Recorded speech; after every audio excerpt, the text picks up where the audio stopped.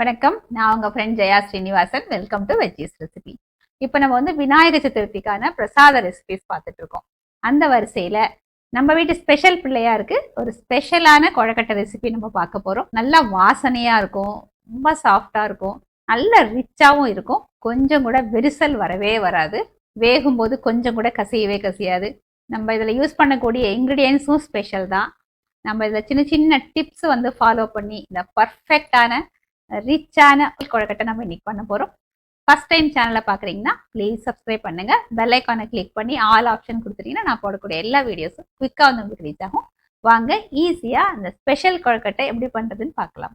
இந்த ஸ்பெஷல் கொழக்கட்டை பண்றதுக்கு 1 கப்பு பாஸ்மதி அரிசி எடுத்துக்கலாம்.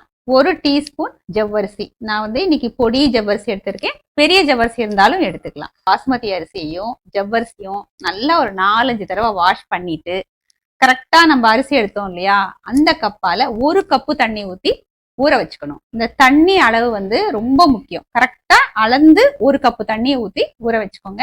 ஏன்னா நம்ம அந்த தண்ணியை யூஸ் பண்ணி தான் அரைக்க போறோம். மற்றபடி ஸ்டஃபிங்காக தேங்காய், வெல்லம், தேவையான எல்லா பொருட்களையும் எடுத்து வச்சிருக்கேன். வாங்க ஸ்டார்ட் பண்ணிடலாம்.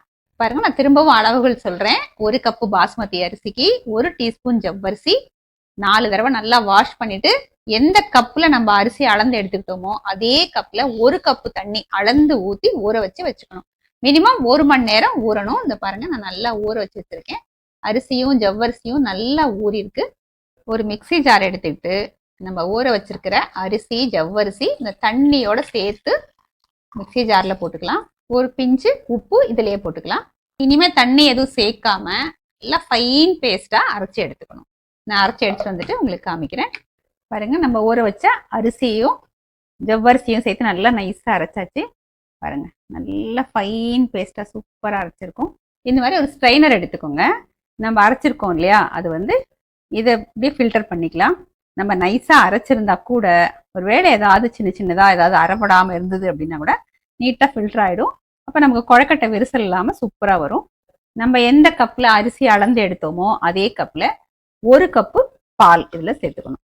இன்னும் நான் ஸ்டவ் ஆன் பண்ணவே இல்லை. ஃபர்ஸ்ட் நல்லா இதை மிக்ஸ் பண்ணிக்கலாம். அரிசி, நம்ம அரைச்சி போட்டுருக்கிற பேஸ்ட்டு, பால் எல்லாம் சேர்ந்து நல்லா ஃபர்ஸ்ட் கலந்துப்போம். இப்போ ஸ்டவ் ஆன் பண்ணிக்கலாம்.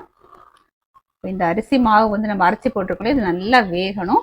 நம்ம பால் சேர்க்கறதுனால கொழக்கட்டை மேல் மாவு இருக்குல்ல நல்லா வெள்ளையா வரும். ஃபுல்லாக நல்லா வெந்து அப்படியே நல்லா பந்து மாதிரி வரும். அது வரைக்கும் நம்ம அப்படி கிளறிட்டே இருக்கணும். மாவு பாருங்க, நல்லா கிளறியாச்சு. இது நல்லா பந்து மாதிரி வந்துடுச்சு பாருங்க. இந்த கை லேசாக அப்படி ஈரம் பண்ணிட்டு இப்படி தொட்டு பார்த்தோன்னு வச்சுக்கோங்களேன், ஒட்டாம வரும். அப்போ மாவு வெந்துடுச்சுன்னு அர்த்தம். இப்போ ஸ்டவ் ஆஃப் பண்ணிட்டு ஒரு பிளேட் போட்டு மூடிடலாம். கொஞ்ச நேரம் அப்படியே இருந்ததுன்னா இன்னும் கொஞ்சம் நல்லா அந்த ஆவியில சூட்ல நல்லா வெந்துடும். ஒரு 5 நிமிஷம் கழிச்சு நம்ம பார்க்கலாம். நம்ம கொழக்கட்டைக்கான ஃபில்லிங் பண்ணிக்கலாம். ஒரு கடாயில 1 டீஸ்பூன் நெய் ஆட் பண்ணிப்போம். நெய் சூடானதும் 1 டீஸ்பூன் கசகசா ஆட் பண்ணிக்கலாம். கசகசாவை நல்லா ஃப்ரை பண்ணிக்கணும். கொழக்கட்டையில் கசகசாவோட டேஸ்ட் வந்து ரொம்ப அருமையாக இருக்கும். பாருங்க, லேசாக அப்படி பொரிஞ்சு வருது பார்த்தீங்களா. ஒரு 5-6 முந்திரி, 5-6 பாதாம் நல்லா பொடியாக கட் பண்ணியிருக்கேன். இதுவும் இதில் ஆட் பண்ணி நம்ம நல்லா ஃப்ரை பண்ணிப்போம். இதெல்லாம் சேர்க்கறதுனால இந்த ஃபில்லிங் வந்து நல்லா ரிச்சாக இருக்கும், நல்லா டேஸ்ட்டாக இருக்கும். கசகசா, முந்திரி, பாதாம் இது எல்லாத்தையும் நல்லா ஃப்ரை பண்ணியாச்சு. இந்த அளவு பண்ணால் போதும். 1 கப்பு தேங்காய் துருவல் நான் துருவிட்டு ஒரு தடவை மிக்சியில் போட்டு லேசாக அரைச்சி எடுத்துட்டு இருக்கேன். தண்ணி எதுவும் சேர்க்கல, ட்ரையாக தான் இருக்கு. இதை ஆட் பண்ணிக்கலாம். இப்போ நல்லா வதக்கிப்போம். தேங்காயை லேசாக வதக்கினா போதும். இப்போ 1/2 கப்பு வெல்லம் சேர்த்துக்கலாம். வெல்லத்தை வந்து நல்லா தூள் பண்ணி வச்சிருக்கேன். நல்லா வந்து மிக்ஸ் பண்ணிடுவோம். பூர்ணம் பாருங்க, பர்ஃபெக்டாக வதக்கியாச்சு. ரொம்ப ட்ரை ஆகக்கூடாது. இந்த மாதிரி கொஞ்சம் சாஃப்டாக இருக்கும்போது ஆஃப் பண்ணிட்டோம்னு வச்சுக்கோங்களேன், சூடு ஆறும்போது கரெக்டாக இருக்கும். பாருங்க, அப்போ இது பர்ஃபெக்டாக இருக்கு. இப்போ ஸ்டவ் ஆஃப் பண்ணிக்கலாம். 1/4 டீஸ்பூன் ஏலக்காய் தூள் சேர்த்துக்கலாம். ஜாதிக்காய் பாருங்க, இதை லேசாக அப்படி துருவி விட்டுக்கணும். ரொம்ப அதிகமாக சேர்த்துடக்கூடாது. இது ரொம்ப வாசனையாக இருக்கும்.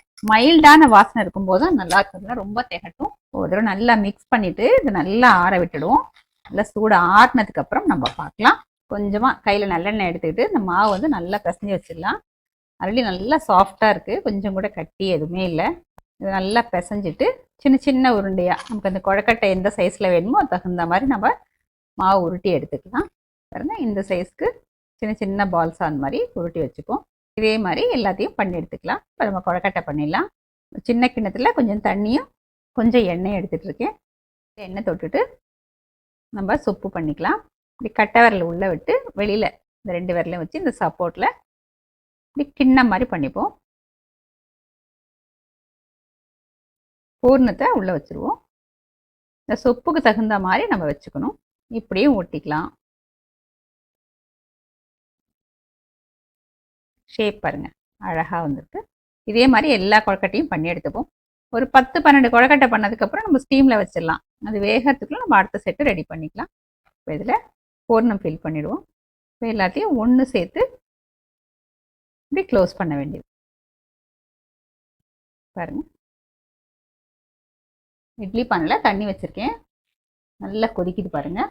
நம்ம பண்ணி வச்சுருக்கிற அந்த கொழக்கட்டை எல்லாத்தையும் நம்ம ஸ்டீம் பண்ணி எடுத்துக்கலாம். மூடியை போட்டு மூடிடுவோம். இது ஒரு 8லேருந்து 10 நிமிஷத்துக்குள்ளே வெந்துடும். வெந்ததுக்கப்புறம் நம்ம பார்க்கலாம். 10 நிமிஷம் ஆயாச்சு. கொழக்கட்டை வெந்துருச்சான்னு பார்ப்போம். பாருங்க, பர்ஃபெக்டாக வெந்திருக்கு. இந்த மாதிரி கொஞ்சம் நல்லா ஷைனிங்காக வந்தது அப்படின்னாலே வெந்துருச்சுன்னு அர்த்தம். ஸ்டவ் ஆஃப் பண்ணிடலாம். ஒரு 2 நிமிஷம் கழித்து எடுப்போம். இதே மாதிரி எல்லா கொழக்கட்டையும் நம்ம பண்ணி எடுத்துக்கலாம். நம்ம வீட்டு விநாயகருக்கான ஸ்பெஷல் கொழக்கட்டை பிரசாதம் ரெடி. நைவேத்தியமும் பண்ணியாச்சு. வாங்க பிரசாதம் எடுத்துக்கலாம். இந்த மெத்தடில் பண்ணிங்கன்னா பாருங்கள், ஒரு கொழக்கட்டை கூட விரிசல் வரவே வரல, கொஞ்சம் கூட கசியலை. நான் உங்களுக்கு பக்கத்துலேருந்து காமிக்கிறேன் பாருங்கள். பூர்ணம் வந்து சீத்ரூவாக கண்ணுக்கு தெரியுது. இந்த அளவுக்கு பர்ஃபெக்டாக வந்திருக்கு. நல்லா சாஃப்டாக இருக்குது பாருங்கள். இப்படி பெண்ட் ஆகுது பாருங்கள் கொழக்கட்டை. பூர்ணம் பாருங்கள், இந்த ஃபில்லிங்கும் எவ்வளோ நல்லா வந்திருக்கு பார்த்தீங்களா. அவுட்டர் லேயர் வந்து அப்படி ஒரு லைன் மாதிரி மெல்லீஸாக இருக்குது. உள்ளே வந்து ஃபில்லிங்காகவும் இருக்குது, நல்லா சாஃப்டாகவும் இருக்குது. பிரசாதம் எடுத்துக்கலாம். பிரசாதம் அருமையாக இருக்குங்க. அப்படியே கொழக்கட்டை சாப்பிடும்போதே நம்ம நிறைய ட்ரை ஃப்ரூட்ஸ் வந்து பொடியாக கட் பண்ணி போட்டோம் இல்லையா, சின்ன சின்னதாக இப்படி வாயில் வரும்போது ரொம்பவே அருமையாக இருக்குது. ஃபஸ்ட்டு அந்த மேல் மாவை பற்றி சொல்லணும். அவ்வளோ சாஃப்டாக அப்படியே வெண்ணெய் மாதிரி அப்படியே வாயில் கரையுது. அதுக்கு ரீசன் வந்து நம்ம பாஸ்மதி ரைஸ் யூஸ் பண்ணியிருக்கோம். அழகாக சொப்பு பண்ணும்போது வந்து நமக்கு அப்படியே ஆசையாக இருக்கும். அவ்வளோ நீங்கள் எவ்வளோ மெல்லிஸாக பண்ணணும்னு நினச்சாலும் அவ்வளோ மெல்லிஸாக பண்ணிக்கலாம். மாவு கிளறும் போதே நல்ல ஒரு வாசனை. கொழக்கட்டை வேகும் போதும் அதே மாதிரி இந்த பாஸ்மதி ரைஸ்க்கு ஒரு வாசனை இருக்கும் இல்லையா, அந்த நல்ல ஒரு மனம் இருக்கு. நம்ம அந்த நட்மெக் வந்து துருவி லேசா போட்டோம்ல, நம்ம போட்டது ரொம்ப கொஞ்சம் தான், இருந்தாலும் அதோட ஃப்ளேவர் வந்து அவ்வளோ சூப்பரா இருக்கு. நான் வந்து ஸ்பெஷல் கொழக்கட்டைன்னு சொல்லிட்டே இருந்தேன். பாஸ்மதி ரைஸ் ஸ்பெஷல், பாலில் வந்து மாவு கிளறிக்கும், அதுவும் ஸ்பெஷல். அப்புறம் வந்து கசகசா, ட்ரை ஃப்ரூட்ஸ் எல்லாம் சேர்த்து நம்ம ஃபில்லிங் பண்ணியிருக்கோம், அதுவும் ஸ்பெஷல். ஸோ இவ்வளோ ஸ்பெஷலான இந்த கொழக்கட்டை ரெசிபியை இதே மெத்தடில் இதே மாதிரி நீங்கள் பண்ணி பார்த்துட்டு இந்த விநாயகர் சதுர்த்திக்கு பிள்ளையாருக்கு வந்து நைவேத்தியம் பண்ணிவிடுங்க. எப்படி வந்ததுன்னு கமெண்ட்டில் சொல்லுங்கள். லைக் பண்ணுங்கள், உங்கள் ஃப்ரெண்ட்ஸ் அண்ட் ஃபேமிலியோட ஷேர் பண்ணுங்கள். புது ரெசிபியை நாளைக்கு நான் உங்களை மீட் பண்ணுறேன். தேங்க்ஸ் ஃபார் வாட்சிங்.